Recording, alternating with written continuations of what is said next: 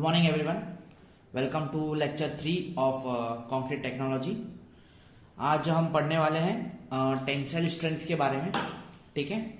और किस तरीके से टेंसाइल स्ट्रेंथ कंक्रीट की मेजर करते हैं। वैसे तो कंप्रेसिव स्ट्रेंथ ही होती है हमारे पास कंक्रीट की, पर ड्यू टू श्रिंकेज और क्रीप वैल्यू के कारण हमारे जो कंक्रीट के अंदर है टेंसाइल स्ट्रेंथ भी जनरेट होती है। तो वो जो टेंसाइल स्ट्रेंथ है 18 से कंक्रीट की रेंज होती है 10 to 18% ऑफ कंप्रेसिव स्ट्रेंथ, मतलब जो टेंसाइल स्ट्रेंथ होती है उसकी जो रेंज रहती है वो कितनी रहती है 10 से 18% कंप्रेसिव स्ट्रेंथ की, ठीक है। और किस क्यों जनरेट होती है उसके अंदर, तो ड्राई श्रिंकेज या कोरोजन ऑफ स्टील के कारण या टेम्परेचर ग्रेडियंट के कारण ये जो टेंसाइल स्ट्रेंथ है हमारी जनरेट होती है कंक्रीट के अंदर। क्लियर। अब इसको टेस्ट करना बहुत ज़रूरी है, क्योंकि टेंसाइल स्ट्रेंथ को जानना हमारे लिए ज़रूरी है, क्योंकि उसके जो फेलियर्स हैं उससे हमको पता चलता है कि कंक्रीट के अंदर क्या आगे जाके श्रिंकेज आने वाले हैं या कितना वो टिकाऊ रहेगा आगे जाके हम जब उसको अप्लाई करेंगे उसके बाद। तो चलिए स्टार्ट करते हैं। तो जो टेंसाइल स्ट्रेंथ है हमारी कंक्रीट की वो दो तरीके से हम मेजर कर सकते हैं। सबसे पहले है स्प्लिट सिलेंडर टेस्ट और दूसरा है जो है module rupture test for standard beam test, ठीक है। अब सबसे पहले जो स्प्लिट सिलेंडर टेस्ट है उसके बारे में हम थोड़ा जान लेते हैं। तो भैया स्प्लिट सिलेंडर टेस्ट क्या है। The tensile strength of concrete is obtained by applying the compressor force along the length of concrete cylinder, ठीक है। यानी क्या होगा, मैं क्या करने वाला हूँ, जो टेंसाइल स्ट्रेंथ है वो फाइंड करने के लिए मैं ये जो ब्लॉक दिख रहा है आपको, जिसका यहाँ डायमेंशन है 150 mm से 300 mm, जिसका जो लेंथ है वो कितना है 300 mm है और जिसका जो डायमीटर है वो 150 mm है, उसको वो सैंपल को वो स्पेसिमेन को मैं कॉम्प्रेसिव फोर्स पे अप्लाइड करने वाला हूँ और जिससे मुझे इसकी टेंसाइल स्ट्रेंथ का पता चलेगा, ठीक है। तो ये जो इसका पूरा प्रोसेस है अपन आगे पढ़ने वाले। तो इसकी प्रोसेस से पढ़ने से पहले अपन जान लेते हैं कि indirect method apply for tension. ये जो स्प्लिट सिलेंडर है वो इनडायरेक्ट मेथड है जो टेंशन अप्लाई करने के लिए जो चालू किया गया था वो ब्राजील में स्टार्ट किया गया था 1943 में, इसलिए इसको ब्राजीलियन टेस्ट भी बोलते हैं, ठीक है। जो कंक्रीट सिलेंडर है स्पेसिमेन में be tested eight 7 days and 28 days। वैसे तो 7 days और 28 days के लिए टेस्ट किया जाता है, पर as per the specimen requirement हम इसको 7 days से 14 days या 28 days के लिए हम टेस्ट कर सकते हैं। इसको इमर्ज करके रखेंगे वाटर के अंदर, ठीक है। और जब मेरे को टेस्ट करना होगा उसके 24 आवर्स पहले मैं वो उसको पानी से निकाल लूंगा, ठीक है। और उसके बाद उसके ऊपर लोड अप्लाई करेंगे अपन। सेकेंड जो कंक्रीट सिलेंडर है उसकी साइज मैंने आपको बता दी 150 mm का डाया होता है और 300 mm की उसकी हाइट होती है, ठीक है। Is subjected to the action of compressive force along to opposite axes. यानी जो कंप्रेशन करूंगा मैं इस साइड से नहीं करूंगा, जो कंप्रेशन रहेगा वो इस तरीके से हमारे जो कंप्रेसिव मशीन है यूटीएम मशीन है वहां पे पुटअप करूंगा मैं, ठीक है। जो कंप्रेसिव मशीन हमारी जो ऐसे रहने वाली है वो मैं इस तरीके से प्लेट रहेगी और इस तरीके से परफॉर्म होगा तो अपन को टेंसाइल स्ट्रेंथ मिलेगी, ठीक है। इस साइड तो कंप्रेसिव स्ट्रेंथ मिलती, ऐसे करूंगा तो मुझे टेंसाइल स्ट्रेंथ मिलेगी। समझिए, इसको समझना बहुत जरूरी है और बहुत अच्छा कॉन्सेप्ट है ये, ठीक है। इससे अपन को क्या मिलेगा, टेंसाइल स्ट्रेंथ मिलेगी। Second, standard sample is prepared by filling into the mould in the layer of by tamping 25 blows. मतलब मैं जैसे ही इसके अंदर लेयर मेरे पास मोल्ड होगा इस तरीके का,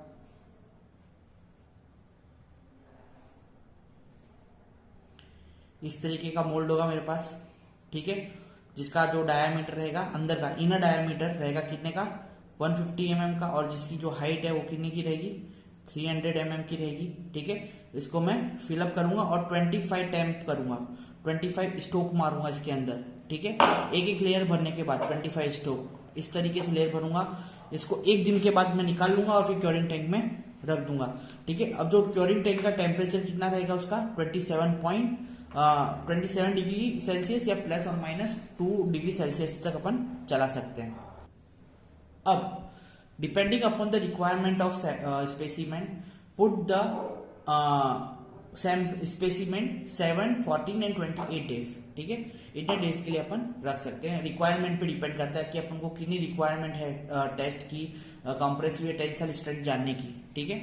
अब क्या करूंगा, जैसे मैं उसको 7 डेज के बाहर निकालता हूँ, समझो कि 7 डेज की क्वेरी के बाद मैंने सैंपल को बाहर निकाला, मुझे उस पर टेस्ट करना है, तो मैं क्या करूंगा, जो सेंटर का डायमीटर है उसके बीच में एक लाइन क्रिएट करूंगा सेंटर टू सेंटर, ठीक है, जिससे मुझे पता चल जाए कि कितना टेंसाइल स्ट्रेस जनरेट हो रहा है। मेरे को एक फॉर्मूला के अंदर वो लगाना रहेगा, ठीक है। वो जो उसका स्पेसिमेन है उसका अपन वेट रिकॉर्ड कर लेंगे कि कितना उसका वेट है और स्पेसिमेन का डायमेंशन उसके अप टू प्रॉपर मार्क है कि नहीं, ठीक है। इस स्पेसिमेन लॉन्जिट्यूडनली मशीन के बीच में रखा जाएगा। अब उसके बीच में क्या प्रोवाइड किया जाएगा, इसके बीच में स्ट्रिप प्रोवाइड की जाएगी, वो उसको बोलते हैं अपन वुडन स्ट्रिप प्रोवाइड की जाएगी, ठीक है।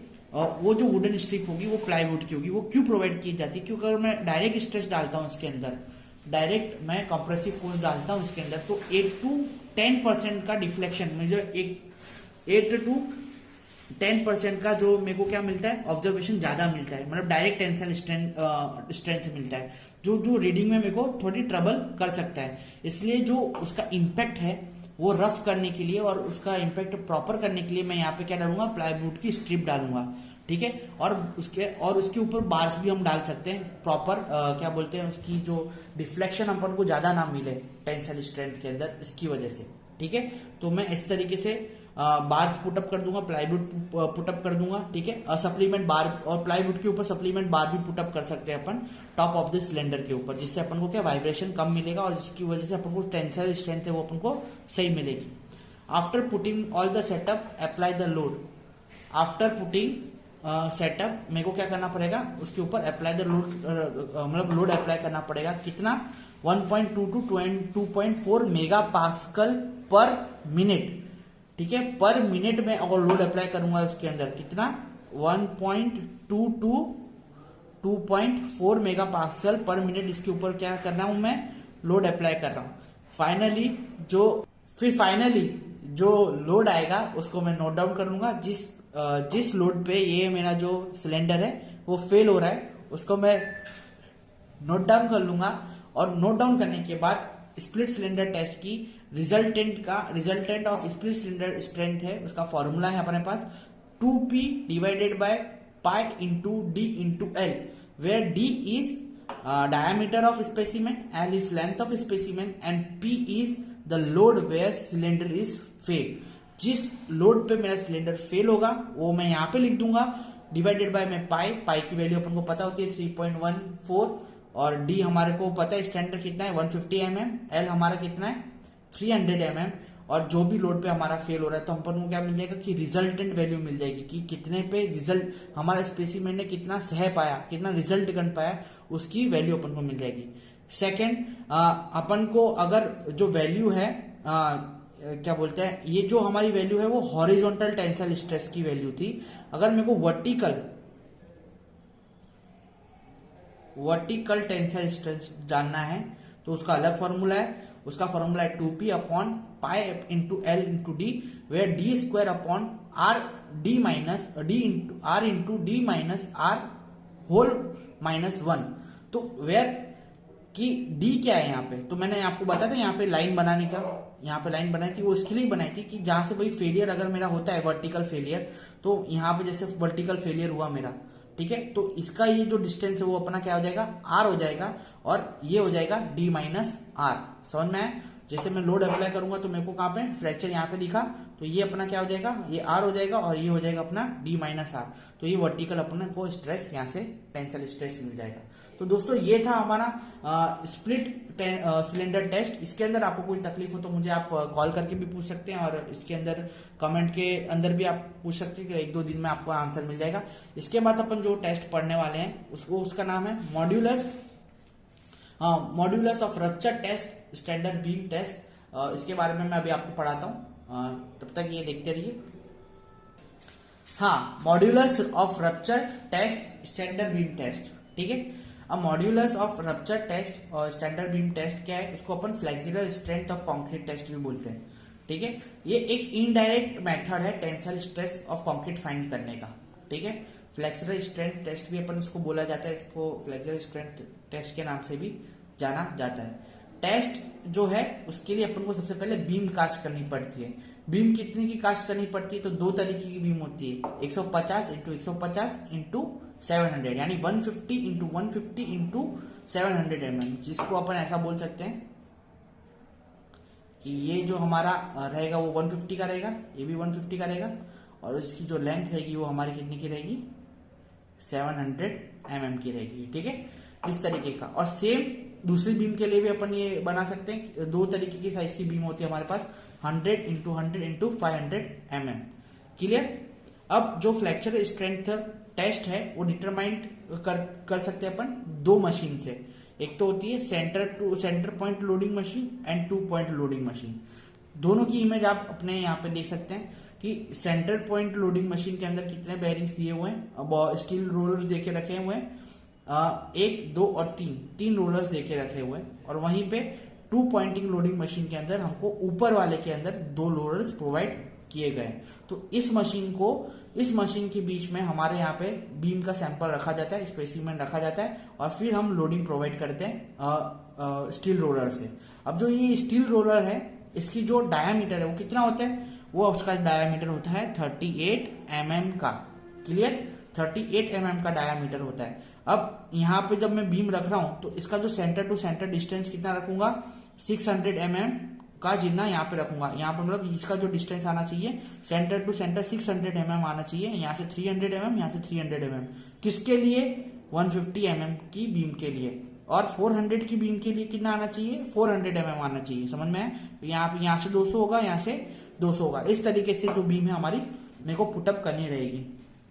ठीक है, वहीं पे 2 पॉइंट लोडिंग के अंदर जो इसका जो डिस्टेंस होता है वो कितना रहता है? 200 mm से लेके 133 mm का जो सेंटर टू सेंटर इसका डिस्टेंस हम रखते हैं। किसके लिए? 150 mm के लिए और 100 mm के लिए। क्लियर? तो ये सारी चीजें आपको पता होना चाहिए, इसके बीच में अपन रखेंगे। अब सबसे पहले मेरे को इसका टेस्ट करना है तो मुझे क्या करना पड़ेगा? इसका जो मोल्ड है वो लाना पड़ेगा। मोल्ड के अंदर मेरे को कंक्रीट भर के 25 ब्लोस मारने के। ठीक है, जिससे 25 ब्लोस मारूंगा तो क्या होगा? जो एयर वॉइड से उसके हट जाएंगे और मुझे जो स्पेसिमेन है वो एकदम स्टेबल मिलेगा। ठीक है, उसको फिर क्या बोलते एक दिन मोल्ड के अंदर रखने के बाद मैं उसको निकाल लूंगा और फिर क्योरिंग के लिए रख दूंगा। कितने टेम्परेचर पे? 27 से 2 डिग्री सेल्सियस टेम्परेचर पे, 27 प्लस 2 डिग्री सेल्सियस टेम्परेचर के पानी पे उसको मैं 14 से 28 डेज के लिए रखूंगा। एज पर द रिक्वायरमेंट वो हमारा जाएगा। ठीक है, अब स्पेसिमेन प्लेस अपन करेंगे किसके बीच में? लॉन्गिट्यूडनली एक्सियली अपन जो बीम को प्लेस कर देंगे अपन किसके बीच में? रोलर्स के बीच में। ठीक है, फिर लोड अप्लाई करेंगे। कितना? 400 kg पर मिनट। ये जो चीज है आपको याद रखने जैसी है, 400 kg पर मिनट पे हमारा जो लोड है वो अप्लाइड होगा। किसके लिए? 150 mm के सैंपल के लिए। और 180 kg पर मिनट अप्लाई होगा किसके लिए? 100 mm के सैंपल के लिए। क्लियर? अब जब भी हमारा जो सैंपल है वो फेल होता है, बीम फेल होता है, तो आप उसकी रीडिंग नोट डाउन कर लीजिए। ठीक है, अब आपने जो रीडिंग नोट डाउन करी है तो आपको पता चलेगा जैसे ही यहाँ पे क्रैक आएगा, ठीक है, तो उसका जो नियर बाय डिस्टेंस है वो अपन को मेजर करना है। कहीं पे भी क्रैक आ सकता है, यहाँ पे क्रैक आ सकता है, यहाँ पे क्रैक आ सकता है। ठीक है, तो उसका जो नियर बाय रोलर है उससे अपन को डिस्टेंस नापना है। अगर वो डिस्टेंस को अपन क्या बोलेंगे? ए डिनोट करेंगे। ठीक है, जो अपन क्या बोलेंगे? Major the line of fraction near the support, consider this A. ठीक है, उसको अपन क्या बोलेंगे? ए बोलेंगे। ठीक है, अब वो जो ए है वो कितना होना चाहिए तो उसके बारे में बताएं। If A is greater then 200 mm for 150 mm sample, तो क्या करना चाहिए उसके बारे में आपको बताता हूं। और A is greater than 130 mm for 100 mm sample, तो हमारा जो फ्लेक्सुरल स्ट्रेंथ रहेगा वो किससे नापेंगे हम लोग? P into L divided by B D square. ठीक है, किससे नापेंगे? P into L divided by B D square, where P is load of failure. ठीक है, L तो आपको पता है लेंथ है, और बी डी स्क्वायर यानी ब्रेथ एंड डेप्थ। ओके, अब depth of failure, okay, depth of point of failure हमको नापेंगे, वो भी mm के अंदर आएगा अपन को। ठीक है, वैसे ही सेकंड केस, ये अपना हो गया केस 1। ठीक है, अब केस 2 के अंदर क्या होगा भाई, केस 2 के अंदर A is less than 200 mm है and A is greater then 170 mm for 150 mm sample, या तो A is less than 133 mm है या A is greater then 100 mm sample है फॉर 100 mm सैंपल। तो क्या करेंगे, जो हमारा FV आएगा फ्लेक्सर, तो हमारा जो फॉर्मूला रहेगा केस 2 के लिए वो क्या रहेगा 3PA divided by BD square. और एक और तीसरा केस भी है इसके अंदर कि भाई अगर A हमारा लेस देन 170 mm आता है 150 mm के सैंपल के लिए, या लेस देन 110 mm आता है 100 सैंपल के लिए, तो हमारा जो रिजल्ट है वो डिस्कार्ड, यानी वो उसको हम कंसीडर ही नहीं करेंगे। ठीक है, अब यहाँ पे मैं बता देता हूँ कि B और D क्या है। तो B क्या है, विड्थ ऑफ बीम है, ठीक है, अपन को पता ही है। D क्या है, failure point depth in mm, जो हमारा फेलियर का डेप्थ है वो, ठीक है। L क्या है, सपोर्टेड लेंथ है इन mm, ठीक है, हमारा जो लेंथ आएगा सपोर्टेड वो। और maximum load applied in kg, P है क्या है, maximum load applied in kg, जहाँ पे अपन को फेलियर मिला है किसका, बीम का। समझ में आया? तो इस तरीके से अपन को क्या करना है, मेजर करना है केस 1, केस 2, केस 3 से। अब IS कोड क्लोज नंबर 6.2.2 के अंदर IS कोड 456 2000 के अंदर अपन को ऐसा स्टेटमेंट दिया हुआ है कि भाई tensile strength obtained by the flexural test is 1.5 time the tensile strength determine the splitted cylinder test, मतलब split cylinder test is equal to 1.5 flexural strength test लिख सकते हैं अपन। समझ में आया? तो मेरे को अगर SP निकालना है, तो अगर मैंने ये वाला टेस्ट परफॉर्म किया है तो मैं क्या कर दूंगा, इंटू 1.5 से मल्टीप्लाई कर दूंगा, तो अपन को SP का भी, स्प्लिट सिलेंडर SC का भी क्या निकल जाएगा, वैल्यू मिल जाएगा। ठीक है, as per the designer wish, मतलब टेंसाइल स्ट्रेंथ ज्यादातर डिजाइनर इस फॉर्मूला से अपन निकालते हैं कि भाई FF मतलब fractural strength is equal to 0.7 divided by FCK newton पर mm स्क्वायर। कंप्रेसिव स्ट्रेंथ के लिए जो टेंसाइल स्ट्रेंथ है वो डिजाइनर फॉर्मूला इसका ये है भाई कि 0.7 डिवाइडेड बाय FCK न्यूटन पर mm square, where FCK is grade of concrete, compressive strength of concrete. समझ में आया? तो वो भी न्यूटन पर mm स्क्वायर के अंदर आएगा। तो ये था अपना second test, modulus of rupture test, जिसके बारे में अपन ने पढ़ा। ठीक है,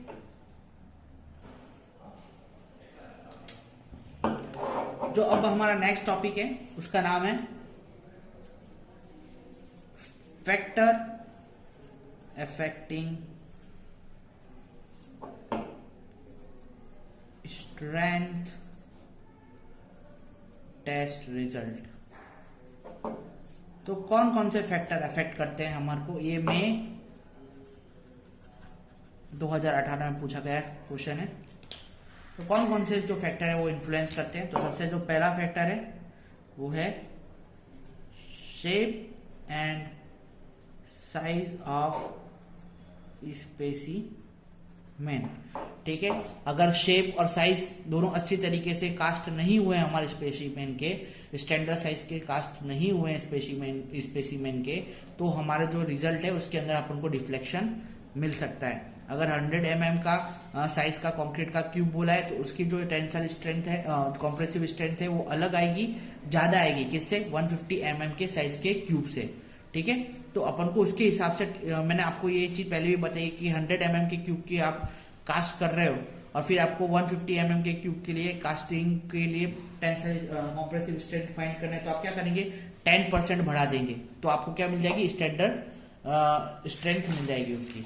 क्लियर है? सेकेंड जो पॉइंट है अपना वो है कि भाई and condition of specimen and capping, and condition of specimen and capping. इसके बारे में, कैपिंग के बारे में मैंने आपको आगे बताया था लेक्चर 1 के अंदर कि भाई capping is very important for providing a smooth surface and equivalent loading on this sample.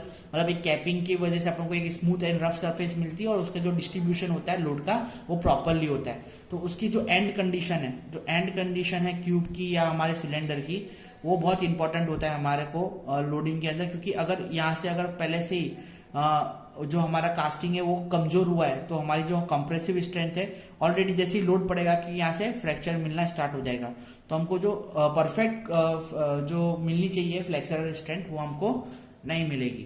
ठीक है। थर्ड जो हमारा पॉइंट है वो है rate of application of load. अच्छी तरीके से लोड का एप्लीकेशन हमें पता रहना चाहिए। ठीक है, कि किस तरीके से लोडिंग हम डाल रहे हैं, अगर उसके अंदर कोई भी डिफ्लेक्शन आता है तो भी हमको जो स्ट्रेंथ है प्रॉपर नहीं मिलेगी और इफेक्ट करेगा वो। जो चौथा है हमारा पॉइंट, उसका वो जो पॉइंट है हाइट एंड डायमीटर रेशियो। इसके बारे में हमने पहले डिस्कस किया था कि height and diameter ratio proper होना चाहिए। ठीक है, जो कि इफेक्ट करता है हमारे स्ट्रेंथ ऑफ कंक्रीट के अंदर। अगर हाइट और डायमीटर प्रॉपर नहीं है तो जो हमको स्टैंडर्ड साइज की ट्यूब के लिए जो हम IS कोड के हिसाब से हमको जो कंडीशन दे के रखी है वो हम अप्लाई नहीं कर पाएंगे, और हमारी जो हमको जो कंप्रेसिव स्ट्रेंथ चाहिए हमारे सैंपल के लिए या कंक्रीट के लिए वो हम पता नहीं कर पाएंगे। ठीक है। फिफ्थ है हमारा मॉइस्चर कंडीशन ड्यूरिंग टेस्ट। ठीक है, मॉइस्चर कंडीशन हमें इसका अच्छी तरीके से पालन करना है कि किस तरीके से मॉइस्चर में हमें अपना सैंपल रखा गया है। वैसे तो 7 डेज 14 डेज एंड 28 डेज के लिए हम क्योरिंग के लिए हम अपना सैंपल रखते हैं। ठीक है, पर कभी कभी हमको जल्दी इसकी कंप्रेसिव स्ट्रेंथ चाहिए तो हम वाटर ट्यूब के अंदर भी इसको रखते हैं 80 डिग्री सेल्सियस। आगे मैंने इसके बारे में पता करा है, पॉइंट कवर करे, ऑलमोस्ट सारे पॉइंट मैंने आगे की जो लेक्चर्स है उसके अंदर कवर किए हुए हैं। तो आप अगर आगे के लेक्चर्स भी जाके देखेंगे तो आपको पता चल जाएगा लेक्चर 1 लेक्चर 2 के अंदर यूनिट 3 के कि भाई किस तरीके से मॉइस्चर कंटेंट रेशियो होना चाहिए। तो अपन को जब मॉइस्चर जल्दी चाहिए होता है तो अपन 80 डिग्री सेल्सियस वाटर ट्यूब के अंदर 24 घंटे के लिए वो ट्यूब को रखते हैं, तो अपन को 28 डेज की स्ट्रेंथ मिल जाती है, पर उसके अंदर भी थोड़ा रिफ्लेक्शन आने के चांसेस रहते हैं। ठीक है, तो हमको मॉइस्चर कंटेंट का बहुत अच्छी तरीके से ध्यान रखना है कि हाँ मॉइस्चर कंटेंट उसका मेंटेन करके हमने रखा है कि नहीं। ठीक है, जो हमारा 6 पॉइंट है वो है लार्जेस्ट साइज ऑफ एग्रीगेट। तो भैया एग्रीगेट की जो साइज होती है उसको मेंटेन रखना है। 20 mm के स्टैंडर्ड साइज के एग्रीगेट अपन ज़्यादातर कंक्रीट बनाने में यूज़ करते हैं, पर लार्ज साइज के एग्रीगेट क्या करेंगे, स्पेसिंग ज़्यादा रुकेंगे। स्पेसिंग ज़्यादा रुकेंगे तो क्या होगा, जो हमारी सीमेंट है वो बॉन्डिंग स्ट्रेंथ है वो कम हो जाएगी और हमारी जो कंप्रेसिव स्ट्रेंथ है वो ऑटोमेटिकली इस पर इफेक्ट करेगा। ठीक है, और जो लास्ट पॉइंट है टेम्परेचर ऑफ द स्पेसिमेन। आगे हमने डिस्कस किया था कि 27+2 डिग्री सेल्सियस जितना हमारा टेम्परेचर रहना चाहिए स्पेसिमेन का, वाटर का, जब हम स्पेसिमेन को क्योरिंग करने के लिए डाल रहे हैं तब। तो ये थे हमारे 7 फैक्टर जो इफेक्ट करते हैं किसका, हमारे स्ट्रेंथ पे, हमारे रिजल्ट के स्ट्रेंथ पे हमारे इफेक्ट करते हैं। ठीक है, तो ये सब चीज़ों का हमें ध्यान रखना है। ठीक है, और तभी हमको एक सही तरीके से क्या बोलते हैं कॉम्प्रेसिव स्ट्रेंथ मिलेगा, और हमारा जो सैंपल है वो हम आगे जो उसके यूज़ के लिए हम उसको भेज पाएंगे। नेक्स्ट जो हमारा टॉपिक है वो है factor affecting strength of concrete. तो कौन कौन से फैक्टर हैं जो हमारे को इफेक्ट करते हैं स्ट्रेंथ ऑफ कंक्रीट में। तो सबसे पहला फैक्टर है वाटर सीमेंट रेशियो। इसके बारे में अपन आगे पढ़ चुके हैं बहुत बार।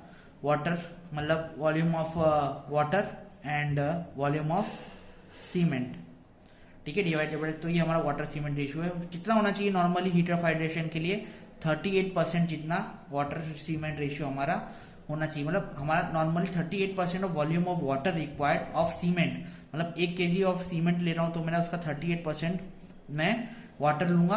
और किसके लिए रिक्वायर्ड है, कंप्लीट हाइड्रेशन के लिए वो रिक्वायरमेंट होता है अपन को 38% ऑफ वाटर।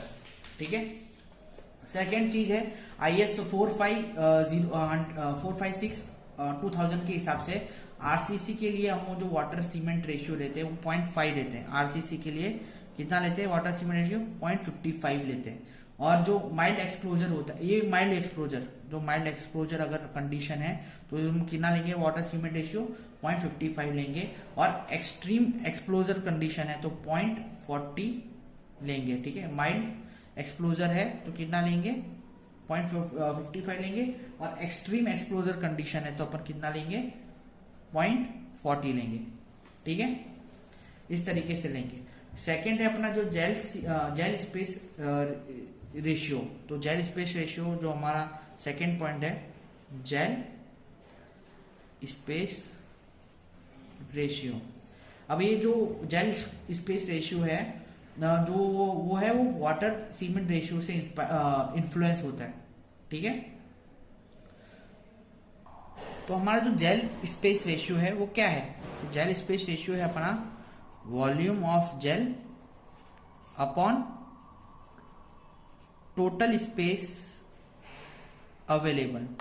तो जो वॉल्यूम ऑफ स्पेस है वो कैसे फाइंड करते हैं? तो उसका एक अलग फॉर्मूला है 2.06 CVC इंटू अल्फा।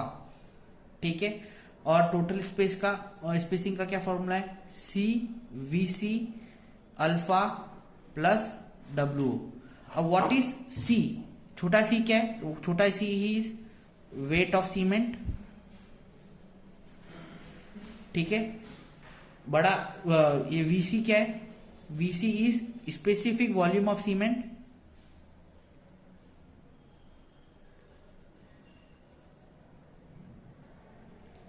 जो कि कितनी होती है? 0.319। ठीक है, ml पर GM। ठीक है, फिर WO क्या है? हमारा ये जो WO है वो है वॉल्यूम ऑफ मिक्सिंग वाटर।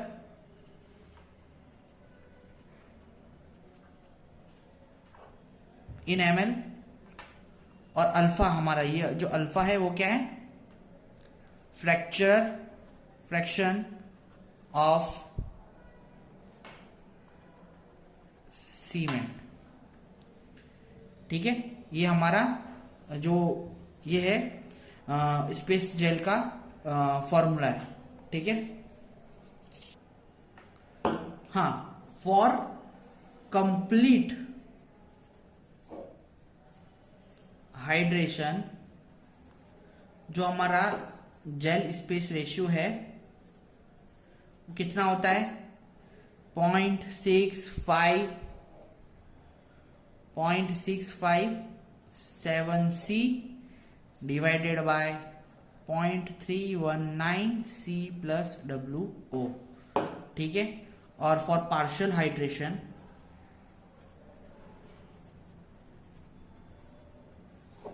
हमारा जो स्पेस रहता है वो कितना रहता है? 0.657C divided by 0.319C plus WO।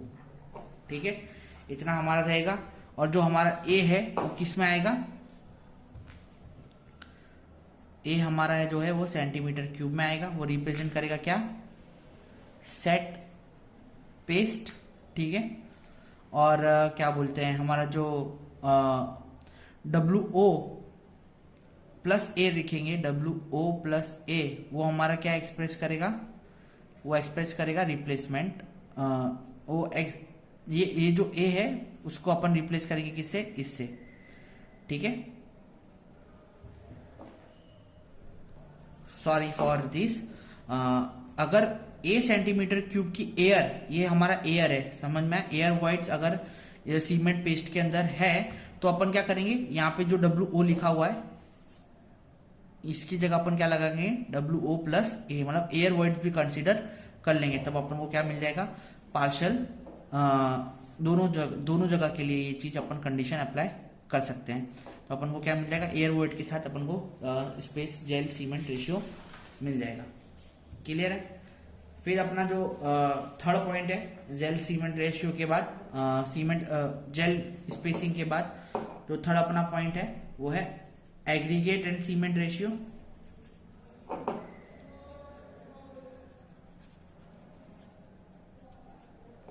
ये भी बहुत इंपॉर्टेंट है।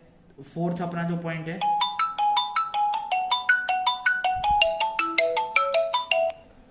फोर्थ जो अपना point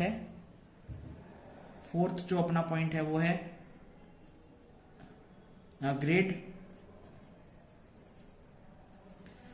grading of aggregate. Fifth जो अपना पॉइंट है size, shape and surface texture of aggregate. Sixth अपना जो पॉइंट है वो है क्योरिंग, इफेक्टिव क्योरिंग। और सेवेंथ जो पॉइंट है वो है टेम्परेचर। बहुत सारे पॉइंट्स आप देख सकते हैं स्ट्रेंथ में, आपको ये काम में आएंगे। तो ये जो मेन पॉइंट्स थे जेल सीमेंट रेशियो और एग्रीगेट का, जेल का, वो मैंने आपको यहाँ पे समझा दिया है। ठीक है, एग्रीगेट की जो सरफेस टेंशन है, वो स्ट्रेंथ है, वो भी अपन को इसकी इन सारे जो फैक्टर्स है इस पर इफेक्ट करती है। ठीक है, तो यहाँ तक है ना अपना जो यूनिट 2 है हार्डेंड ऑफ कंक्रीट। ऑलमोस्ट सारे मेरे जो इंपॉर्टेंट टॉपिक्स है उसके कवर हो गए हैं। हाँ, सेकंड है जो अपना क्रीप है, व्हाट इज क्रीप, उसके बारे में भी थोड़ा अपन जान लेते हैं। तो क्रीप क्या होता है? तो भाई जो इंक्रीज इन स्ट्रेन एनर्जी होती है इसके अंदर, कंक्रीट के अंदर, increase in strain in concrete with time is known as creep. समझ में आया? उसको अपन क्या बोलेंगे? क्रीप बोलेंगे। तो कितने टाइप की क्रीप होती है? 4 टाइप की क्रीप होती है। सबसे पहले होता है बेसिक क्रीप, ठीक है, जो कि application of constant stress on concrete specimen under the condition of 100% relative humidity. यानी 100% रिलेटिव ह्यूमिडिटी में मैं क्या कर रहा हूँ, उस पर कांस्टेंट स्ट्रेस प्रोवाइड कर रहा हूँ। Lead to increase in strain over the time, मतलब क्या करेगा वो, ये अगर मैं ये चीज प्रोवाइड करूंगा, कॉन्स्टेंटली ह्यूमिडिटी में मेरा कंक्रीट सैंपल रखता हूँ और 100% स्ट्रेस प्रोवाइड करता हूँ, तो उसके अंदर क्या होगा, जो स्ट्रेन है वो ओवर टाइम हो जाएगा, वो इंक्रीज हो जाएगा। ठीक है, तो उसको अपन क्या बोलते हैं? बेसिक क्रीप बोलते हैं। सेकेंड जो है ड्राई क्रीप, ड्राइंग क्रीप बोल देंगे। ड्राइंग क्रीप क्या है? तो additional creep the occur when the specimen under load is also drawing is known as. जो मेरा स्पेसिमेन है वो बहुत ड्राई है और ऑल ड्राई हो रहा है, अंडर द लोड के अंदर वो ड्राई होते जा रहा है, और तो उसको अपन बोलेंगे ड्राइंग क्रीप। ठीक है, थर्ड जो है अपना स्पेसिफिक क्रीप। स्पेसिफिक क्रीप मतलब जो क्रीप है वो क्रीप स्ट्रेन है पर यूनिट अप्लाइड स्ट्रेस पे अपन कर रहे हैं, यानी creep strain divided by applied stress. समझ में है? ये अपना होगा स्पेसिफिक क्रीप। और लास्ट जो क्रीप है अपना वो है क्रीप कोएफिशिएंट। मतलब क्या है? ये ratio of ultimate creep strain to elastic strain, यानी टू इलास्टिक स्ट्रेन। ठीक है, इन दो का रेशियो, किसका? अल्टीमेट क्रीप स्ट्रेन का और इलास्टिक स्ट्रेन का। जैसे ही क्रीप क्या होता है कि अगर अगर जो हमारा सैंपल है वो ड्राई रह गया, ठीक है, या तो उसके अंदर अच्छी तरीके से पानी नहीं गया, वाटर सीमेंट रेशियो नहीं गया, तो 90 डेज के अंदर खुद उसके अंदर कंप्रेसिव स्ट्रेंथ अगर टेस्ट करेंगे तो कंप्रेसिवनेस अंदर एक पैदा होना चालू हो जाएगी। तो कंप्रेसिव जो पैदा होगा, जैसे ये मेरा सैंपल है, ठीक है, तो जैसे ये ड्राई अगर होता है या वाटर सीमेंट, इसका जो हाइड्रेशन है, हीट ऑफ हाइड्रेशन ज़्यादा बढ़ता है, तो जो इसकी कैपिलरीज है वो क्या करेगी, पानी सूखना स्टार्ट करेगी। तो ये हमारा सैंपल है वो कंप्रेसिव स्ट्रेंथ अंदर से प्रोवाइड करेगा। तो हमारा जो सैंपल है वो इस तरीके से श्रिंक होना स्टार्ट हो जाएगा। मतलब क्रीप और श्रिंक एक साइमल्टेनियसली ऑकर होते हैं। ठीक है, तो होगा क्या, उसकी वजह से जो इलास्टिक है ना, इलास्टिक रिकवरी, इलास्टिक स्ट्रेन इसके अंदर जनरेट होना स्टार्ट हो जाएगा। अब इलास्टिक स्ट्रेन इसके अंदर जनरेट होना चालू हो जाएगा तो हमारा जो सैंपल है वो किस है, इलास्टिक डिफॉर्मेशन पे फॉर्म करेगा। जो हमारा जो इलास्टिक डिफॉर्मेशन इसके अंदर फॉर्म होगा उसकी वजह से। तो ये है हमारा क्रीप। और सेम चीज हमारा जो होता है वो श्रिंकेज के लिए होता है। तो क्रीप के लिए कौन कौन से फैक्टर अफेक्ट करते हैं? तो अपना एग्रीगेट हो गया, ठीक है, मैं वो भी लिखवाता हूं। तो फैक्टर अफेक्टिंग क्रिप के अंदर बहुत सारे फैक्टर है। सबसे पहले एग्रीगेट, फिर हुआ अपना वाटर सीमेंट रेशियो, थर्ड अपना हुआ क्या, age and time loading, age at time loading, फिर हो गया अपना मॉइस्चर कंटेन, फिर हो गया अपना ह्यूमिडिटी, फिर हो गया अपना टाइप ऑफ सीमेंट, फिर अपना होगा इंटेंसिटी ऑफ स्ट्रेस,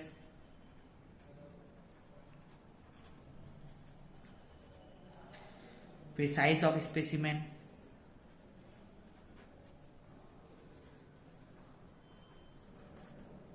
और लास्ट है टेम्परेचर।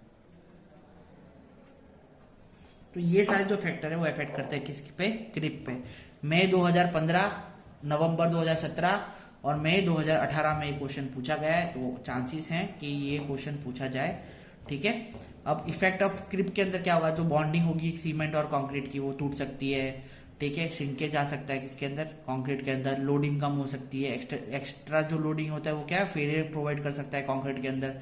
तो ये सारे जो क्या है क्रिप के इफेक्ट है ना, वो किसकी वजह से हो सकते हैं। तो एग्रीगेट अगर बड़े होते हैं उसकी वजह से, वाटर सीमेंट रेशियो अच्छी तरीके से हीट ऑफ हाइड्रेशन के लिए 0.38 से कम अपन ने वो प्रोवाइड किया वाटर सीमेंट रेशियो, तो अपना हो सकता है। ठीक है, अगर एज है 1 ईयर में, 1 ईयर में अपन को एज के हिसाब से देखनी पड़ती है कि एज ऑफ कंक्रीट क्या है। 1 ईयर है तो 1 जितनी क्रिप होनी चाहिए, 2 ईयर है तो 1.14 जितनी क्रिप होनी चाहिए। इसका पूरा टेबल आपको आरपी रेठलिया के अंदर देके रखा हुआ है। ठीक है, मॉइस्चर अच्छी तरीके से मेंटेन रखना पड़ता है। फिर ह्यूमिडिटी और एयर मतलब किस प्रकार से कंक्रीट के अंदर घुसती है, कोई वॉइड्स है उसके अंदर, एयर वॉइड्स है तो किस प्रकार से उसके अंदर पानी भी घुस रहा है और क्या बोलते हैं मॉइस्चर कंटेंट भी घुस रहा है, तो कोई भी तरीके का एयर वॉइड ना रह जाए, कैपिलरी अच्छी तरीके से भरी रहनी चाहिए सारी कंक्रीट की, वो भी हमको देखना पड़ता है। फिर टाइप ऑफ सीमेंट, कौन कौन सा type of cement upon use कर रहे हैं। ठीक है, उसका हीट ऑफ हाइड्रेशन कितना है उसके हिसाब से देख के अपन को सीमेंट यूज़ करना पड़ता है और उसके हिसाब से अपन को वाटर प्रोवाइड करना पड़ता है। फिर इंटेंसिटी ऑफ स्ट्रेस कितना जा रहा है। ठीक है, उसके ऊपर अगर मैं कंक्रीट रोड प्रोवाइड कर रहा हूँ तो इसके ऊपर ज़्यादा इंटेंसिटी ऑफ क्या बोलते हैं लाइव लोड लगेगा, तो उसके हिसाब से मेरे को क्रिप के वैल्यूज फाइंड करनी पड़ती है। ठीक है, तो ये सारे जो फैक्टर्स हैं वो इफेक्ट करते हैं हमारे क्रिप के। हेलो, श्रिंकेज क्या होता है, तो भाई श्रिंकेज क्रिप में मैंने आपको बताया था कि अंदर जो कैपिलरीज नहीं बड़ी होती तो अंदर कंप्रेसिव स्ट्रेंथ जनरेट होता है, उसकी वजह से वो अंदर की तरफ जो कंक्रीट है हमारा सिकुड़ता है। श्रिंकेज भी वैसे ही होता है, पर श्रिंकेज किसकी वजह से होता है, ड्यू टू लोड, उसके ऊपर जो लोड पड़ता है उसकी वजह से हमारा जो डिफॉर्मेशन होता है। ठीक है, तो deformation occur by the load या डिफॉर्मेशन ड्यू टू लोड। ठीक है, तो हमारा जो कंक्रीट के अंदर क्या होता है, डिफॉर्मेशन आता है। ठीक है, लोड के कारण उसको अपन क्या बोल सकते हैं, श्रिंकेज बोल सकते हैं। ठीक है, अब 4 तरीके के श्रिंकेज होते हैं, तो 4 तरीके की सबसे पहला जो श्रिंकेज होता है, following are the type of shrinkage. सबसे पहला जो श्रिंकेज होता है वो होता है प्लास्टिक श्रिंकेज। सेकंड जो हमारा श्रिंकेज होता है वो होता है ड्राइंग श्रिंकेज।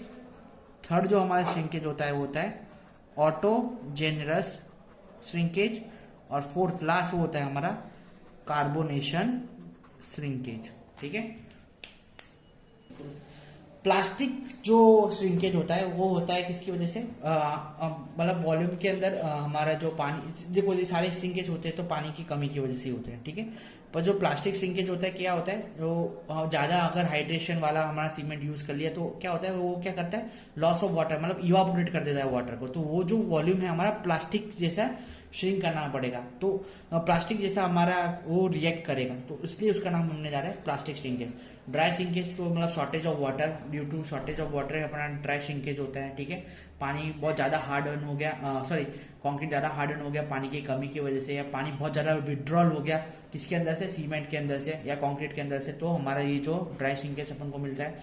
ऑटोनॉमस श्रिंकेज यानी no moisture movement to paste के अंदर कोई भी तरीके का मॉइस्चर मूवमेंट नहीं है, टेम्परेचर उसका जो है बहुत कांस्टेंट है। ठीक है, तो ये अपन को श्रिंकेज देखना मिलता है। और जो लास्ट वाला है कार्बोनेशन, तो कार्बोनेशन प्रेजेंट रहता है किसका, एटमोस्फियरिक रिएक्शन की वजह से जो वाटर के अंदर कार्बोनेशन जो मिनरल्स है वो क्या हो जाएंगे, कन्वर्ट हो जाएंगे किसके अंदर, कैल्शियम हाइड्रोक्साइड के अंदर, है ना, और कैल्शियम कार्बोनेट के अंदर। तो जिसकी वजह से क्या है, उसका जो हार्डन ऑफ कंक्रीट जो एक्सपोजर सरफेस रहेगा वो बहुत स्लो होना रहेगा, जो पेनिट्रेशन रहेगा पानी का वो बहुत स्लो हो जाएगा। उसकी वजह से हमको जो श्रिंकेज मिलेगा वो अपन बोलेंगे क्या, उसको अपन बोलेंगे कंक्रीट श्रिंकेज, ठीक, कार्बोनेशन श्रिंकेज। तो ये टाइप के श्रिंकेज अपन को मिलते हैं। और यहीं पे अपना जो चैप्टर है समाप्त होता है हार्ड एंड कंक्रीट के बारे में। मैंने एक लेक्चर और लूंगा जिसके अंदर मैं आपको डिजाइन करना सिखाऊंगा। तब तक के लिए इस जो चैप्टर में अगर आपको कोई भी डिफिकल्टी आई है तो आप मुझे पूछ सकते हैं। और नेक्स्ट टाइम मिलते हैं अपन नए टॉपिक के साथ। तब तक के लिए शुक्रिया लेक्चर देखने के लिए। टाटा।